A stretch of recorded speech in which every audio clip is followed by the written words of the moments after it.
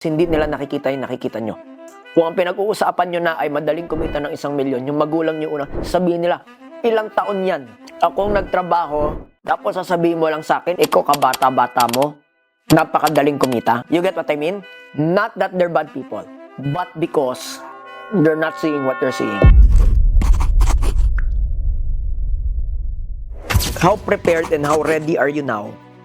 Internally, kaya nga ang growth nyo everyday eh. So that hanggat magbago yung pananaw nyo pagdating sa pagkita ng milyon, hindi magbabago yung buhay nyo. Magsisimula ba kayo lahat sa 15,000 naman? Oo naman. But can you hold on to that belief even if you all start at 15,000?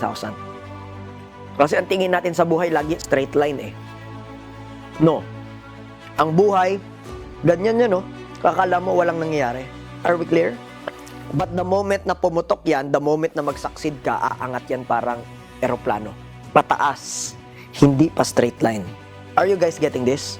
Hindi nila nakikita yung nakikita nyo. Kung ang pinag-uusapan nyo na ay madaling kumita ng 1 milyon, yung magulang nyo una, sabihin nila, ilang taon yan?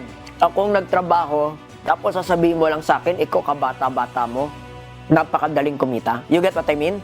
Not that they're bad people, but because they're not seeing what they're seeing. So, ang point kung bakit kailangan nyo tatagan yung loob nyo, hindi lamang dahil sa failure. But because, again, the people around you, what do you think? Again, not that they're bad people. Pero para sa pananaw nila, mukha kang baliw. Kasi kung ako yan, for example, I worked for 30 years, hindi naman ako umabot ng 1 milyon, and then you're gonna tell me that you can earn your first million by before 30. Para sa akin, mukha kang crazy. Are you guys with me?